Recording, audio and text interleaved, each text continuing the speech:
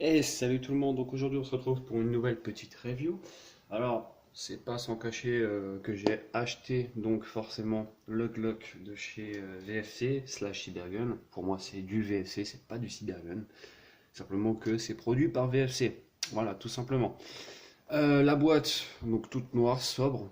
Très sympa je trouve, hein, pour une petite boîte, ça change. Donc ils mettent bien en valeur comme quoi qu'ils ont bien la licence Glock, hein. Je pense qu'ils sont bien fiers de l'avoir, ce que je peux comprendre à première vue. Donc, hop, à l'ouverture, qu'est-ce qu'on va avoir? On va avoir le petit livret d'instructions, hop, les mises en garde, des informations nécessaires sur l'utilisation de la réplique, et surtout, moi, ce qui m'intéressait, c'est une vue éclatée donc de la réplique. Simplement que s'il y a une pièce qui vient à casser et que je ne peux pas voir via les magasins ou les shops que je connais, et bien forcément, je vais m'adresser à Cybergun directement pour pouvoir les avoir. On va avoir dans la boîte la réplique sous sachet. On va avoir à l'intérieur de la petite boîte ici, donc avec marquage Glock Perfection 17 Gen 4. Deux backstraps. Hop, deux petits backstraps. Une goupille. On va virer ça, ça sera mieux je pense. Hop, ça on s'en fout. On va avoir donc une goupille, deux backstraps, une clé BTR pour pouvoir visser, pour pouvoir percer la cartouche CO2 et un petit follower de tir à vide. Je vais me faire la petite mise au point. Hop. Voilà. Donc, on remet tout ça. Je vais juste garder un backstrap hop, ici pour vous faire voir un petit peu ce que ça donne. Alors, cette réplique de Glock 17, tant attendue par beaucoup de monde quand même, malgré tout, qui a fait énormément polémique, qui moi aussi, hein, moi j'étais le premier à gueuler sur les marquages, moi je suis un fervent connard de tout ce qui est marquage, donc forcément quand il n'y a pas les vrais, moi ça me plaît pas. Bon, à part si c'est du Marui, forcément c'est pas la même, mais bon, bref. Alors ce petit Glock 17 Gen 4, il va comporter forcément les marquages. Marquages soumis à la licence Glock. Alors ils ont soi-disant négocié avec eux longuement pour marquer 9 par 19 machin. Mais il en manque. Il en manque, vous allez voir hein, par rapport à mon guardeur, hein, vous allez tout de suite voir la différence qu'il y a. Alors justement, en parlant de marquage, on va avoir... Il faut juste que je regarde par rapport à ma caméra. Voilà. On va avoir Glock 17 Gen 4, Austria 9 par 19. Le petit logo Glock ici. Made in Taiwan. En dessous, on a que dalle. Ici, pareil, on a que dalle. On va avoir, alors, je sais pas trop ce que c'est. Ça, par contre, SGL 117. Sur l'auteur barrel, on va avoir un 9 par 19. Un autocollant, bon, ça on va pouvoir le virer. Mais rien ici non plus. On va avoir néanmoins un numéro de série au niveau d'ici, unique. Donc il est un peu gros par rapport à un vrai, je trouve. Et c'est tout. Voilà, rien de plus. Je vous fais voir mon guardeur.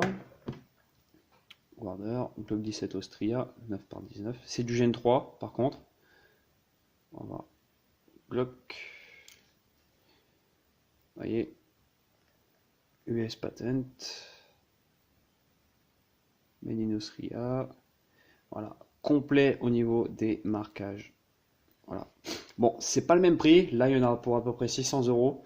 Là, il y en a pour 169 euros. C'est, on va dire, une bonne excuse. Une bonne excuse parce que le prix est vraiment pas très très cher pour un Glock qui est sous licence et qui est, je pense, pas trop mal au vu des vidéos et des retours qu'il y a sur ce modèle-là. Concernant tout ce qui est contrôle, alors les contrôles, on va avoir ici un arrêtoir de démontage en acier. Vous voyez. On va avoir un arrêtoir de culasse en acier et qui est power strokeable. Hein. La réplique est power strokeable. Hop. On va avoir un arrêtoir de chargeur qui fonctionne extrêmement bien. Par contre, il est un poil fin, je trouve. Donc avec des gants, je sais pas. Mais le chargeur, vous voyez, tombe nickel. Donc ça, c'est très très bien. Je me demande même s'il n'est pas interchangeable, vu que, en fait, au niveau d'ici, on va avoir en fait une petite proéminence qui correspond à ici. Donc je me demande si on peut pas l'inverser pour que ça soit pour les gauchers. Un minimum pour ça. À voir. À voir donc. On verra bien. Je pense pas trop le faire, mais je me renseignerai. On va avoir la présence des deux goupilles ici, qui sur le Guarder sont très bien reproduites, dont une fonctionnelle, l'autre ne l'est pas. Qu'est-ce qu'on va avoir d'autre? Une détente en simple action, et qui possède bien sûr la Safe Action. Donc c'est-à-dire qu'on ne peut pas appuyer sur la détente si on n'appuie pas sur cette petite sécurité. Tac, et là ça vient percuter. Au passage, un peu dur la détente, je trouve, par rapport à un vrai Glock préparé. Bon, bien sûr, c'est un Glock préparé, mais voilà quoi. Donc c'est du Gen 4, forcément, on va avoir des stries différents du Gen 3, comme on peut voir ici. Là, tout de suite, ça se remarque. On va avoir... Qu'est-ce qu'on va avoir comme différence au niveau du Glock? L'arrêtoir de chargeur, forcément. Les stries au niveau de la prévention ici. On pourra mettre donc un backstrap à l'arrière, il suffit juste de le mettre, d'enlever la goupille, de le mettre comme ceci, et hop, on va pouvoir mettre donc le backstrap, qui possède également le marquage Glock ici, et qui est donc avec les stries de prévention donc de Gen 4. À l'arrière, on va avoir possibilité de mettre une attache dragon, donc à l'avant, en présence d'un petit rail, pour pouvoir mettre lampe, laser, tout ce que l'on veut. Derrière, on va avoir donc plusieurs choses intéressantes. D'abord, les organes de visée. Alors, les organes de visée, on va avoir le U ainsi que le point blanc à l'avant. Donc, comme sur le Gen 3, ça ne change pas. Vous voyez, ça c'est plutôt sympa. Et c'est très très bien au niveau utilisation. Ce type de visée est très très bien. On n'aura toujours pas ce fameux extracteur qui s'efface lorsque l'on tire la culasse. Je pense qu'à l'avenir, peut-être qu'une marque m'entendra et fera la réflexion. Donc à voir, hein. On verra bien. Power Stroke, pas de problème. De l'autre côté, on va avoir présence d'un extracteur. Est-ce qu'il va être en acier? Non. Donc ça doit être du Zamac tout dégueulasse. Néanmoins, il est en position complètement comme s'il était chargé, comme s'il y avait une cartouche en chambre. Donc ça donne un côté un petit peu plus réaliste. Mon Guarder, lui, est en position comme s'il n'y avait rien en chambre, justement. Qu'est-ce qu'on va avoir d'autre de ce côté? Pas grand chose à dire, hein, je pense. Bon, ça reste un Glock, hein. À l'intérieur, par contre, j'ai remarqué tout à l'heure, donc sachant qu'il n'y a pas tiré une seule bille pour l'instant, donc je vais découvrir en même temps que vous. Official Licensed Product of Glock. Donc ça, c'est pas mal de le mettre à l'intérieur. Simplement pourquoi? Parce que j'aime pas avoir des marquages dégueulasses. Genre ça ici. Ça me fait penser au FNX 45 que j'avais acheté, que j'ai encore, de chez VFC. Donc ça, c'est une très très bonne chose de la part de Cybergun d'avoir pensé à les mettre dedans. Qu'est-ce qu'on va avoir d'autre? Mais je pense que c'est tout. On va passer d'abord au chargeur avant de démonter. Le chargeur, je vais le comparer à un chargeur à gaz. Après, alors le chargeur, quant à lui, contient 26 billes, il me semble. C'est une très bonne capacité. On peut descendre à 17 en mettant des cales, enfin je pense, hein. On peut le remplir à partir d'ici. Tac, un peu comme sur le FNX. Donc c'est vraiment très très bien pensé. Est-ce qu'il est en acier? Non, mais à l'intérieur il y a d'avoir de l'acier. Quand on met les mains, ça s'accroche, hein, on le sent. À savoir une petite chose, c'est qu'ils n'ont pas fait tous les marquages réels. Vous voyez, Glock Austria, là on n'a rien. Pas de 9 mm sur les deux, bon ça à la limite. Et surtout, le vrai est en ABS, avec des renforts internes en acier évidemment, l'externe est en ABS. Je pense que la peinture a voulu reproduire ceci. On va avoir des traces de moulage, hein. D'ailleurs, je vais regarder sur ceci s'il y a des traces de moulage. Alors, quelques petites traces de moulage. Je ne sais pas si on va aller voir la caméra parce que je vois pas grand chose. On va les avoir ici et ici tout le long. Je pense qu'ils auraient pu mieux finir le produit. En dessous, on n'aura pas de marquage Glock. Tandis que sur mon Marui Custom Guarder, on va avoir du logo Glock. La petite vis Allen. Une petite valve. Surtout à bien entretenir vu que c'est du CO2, c'est quelque chose qui a tendance à s'user très très vite. L'intérieur du PA. Alors, on a suffi d'armer une fois. On va voir ce qu'il y a un peu à l'intérieur. C'est la première fois que je découvre. Un peu dur démontage. Je pense qu'à l'avenir, ça va se faire tout doucement. Hop, alors, l'intérieur. Oula, j'ai à peine appuyé, ça s'est déjà tordu quoi. Oh la vache, c'est quoi ce plastique? Je vous fais voir sur mon border. Vous faites pas ça, hein. Vous faites pas ça du tout, du tout, du tout. C'est rigide, c'est costaud, c'est... Ah ouais, il y a une grosse différence. Hein. Il y a vraiment une grosse différence, hein. C'est impressionnant. Quoi. Même un vrai, vous le pliez pas comme ça. Hein. On va voir ici, alors je sais pas si c'est des renforts ou je ne sais pas trop. Donc voilà, ça reste de la mécanique standard, pas compatible Marui, malheureusement. Donc ça a l'air de percuter sévère. Tant mieux, hein, j'ai envie de dire. À voir après au niveau de la puissance, vu que c'est des ressorts plutôt costauds, donc forcément la puissance oblige. On va avoir, j'ai remarqué un truc, c'est ceci. Ça veut dire que la culasse n'accrochera pas au retour. Donc ça c'est plutôt pas mal du tout. Ça reste de la mécanique standard, donc je le démonterai, le nettoierai, le graisserai correctement. Parce que sortie d'usine, c'est pas généralement c'est pas super. Dans la culasse, on va avoir une tige guide et un ressort spécifique, donc ça me fait penser aux dernières générations de Glock. Donc ça c'est plutôt sympa parce que ça fait premièrement la culasse va prendre sa course et ensuite va se faire comment? Elle va se faire justement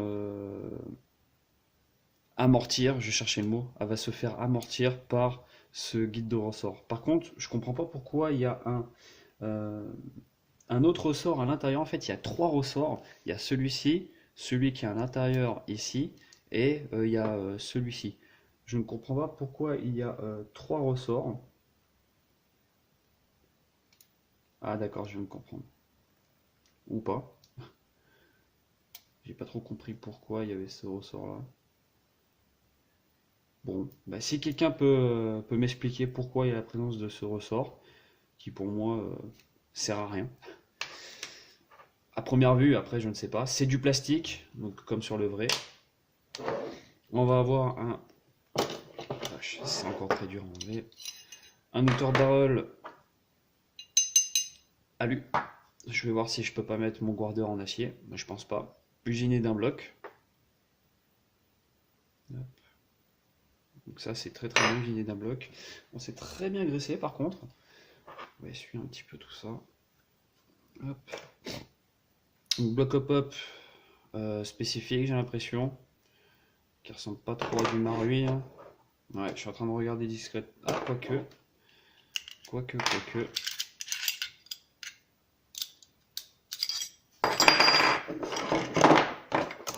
Donc par rapport au Marui, on a deux petites différences au niveau d'ici et ici.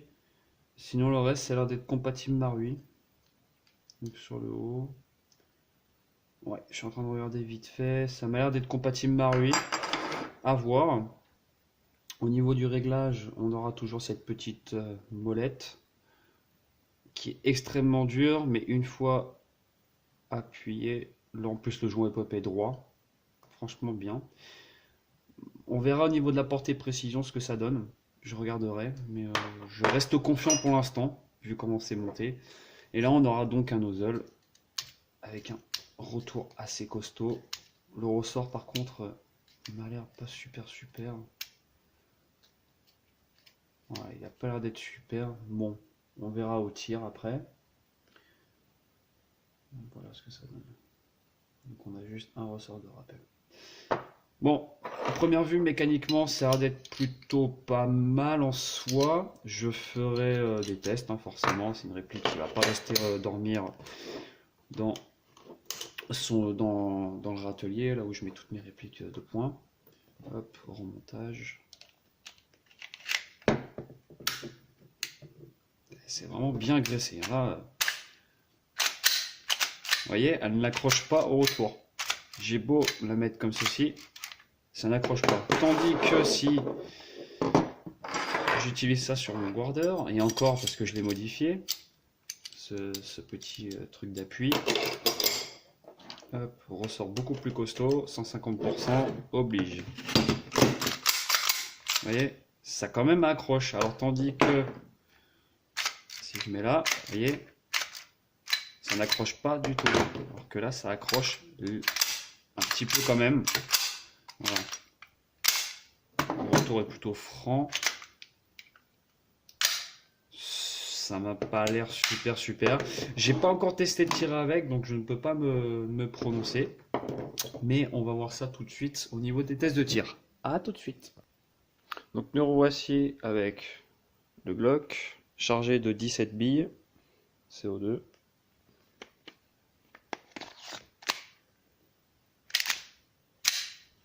C'est parti.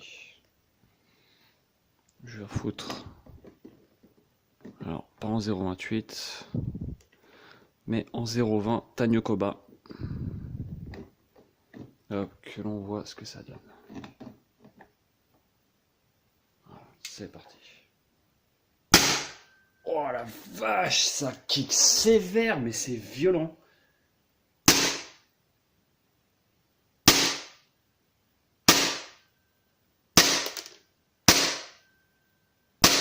Ah, le kick est vraiment très sec. Oh, c'est la première fois que j'ai un kick aussi propre que ça.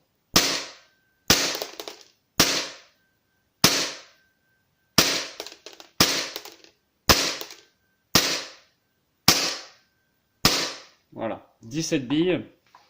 Alors, j'ai regardé entre-temps la puissance. Donc on va voir qu'on n'a pas une puissance très excessive. On est vraiment très bas sur du 270 fps avec des pointes à 300. Voilà, vous voyez, on est vraiment très bas et pourtant au CO2. Donc c'est vraiment quelque chose de vraiment très sympa. Ça, j'apprécie vraiment. Je pense qu'ils ont quand même travaillé cette partie-là à maintes et maintes reprises. Donc à voir, mais pour l'instant c'est très concluant. En plus la cartouche est neuve, j'ai pas tiré un seul coup avec. On va faire un chargeur à gaz, valve high flow de chez Guarder, gaz road de chez Guarder, gaz P650, 0,20 Tanyokoba. Allez, c'est parti à gaz, on voit ce que ça donne. Ah, à gaz ça pulse pas mal, mais on sent une grosse différence quand même, hein. Il n'y a pas photo. Hop, donc 276.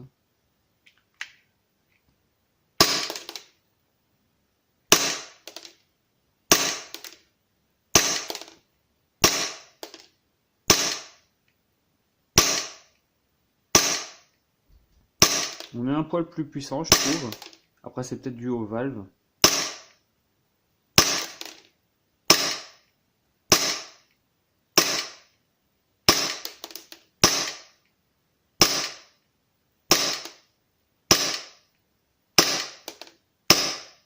Donc elle est vachement régulière. Donc là, il n'y a plus de billes. On va voir ce que ça donne au niveau de puissance. Donc elle est vachement régulière pour une réplique à gaz, je trouve. C'est vraiment très concluant. Moi personnellement, je suis assez convaincu. Je suis vraiment assez convaincu. Et puis on va un petit peu voir ce que ça donne en conclusion. Donc voilà, de retour donc, sur ma table d'établi. Je vais vous faire voir quand même le kick. Hein, parce que franchement, c'est vraiment violent ce truc. Hein. Oh la vache.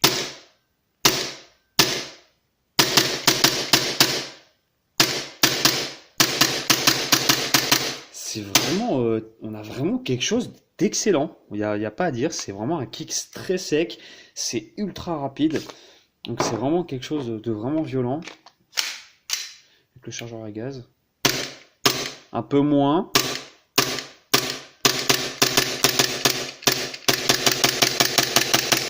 voyez, il n'y a pas de cold down. Bon, en même temps, il fait chaud, hein. On va pas se cacher, hein, Je pense qu'on peut faire pas mal de chargeurs avec une charge de gaz. Vu que les ressorts sont pas très durs, mais au CO2, c'est... Oh la vache.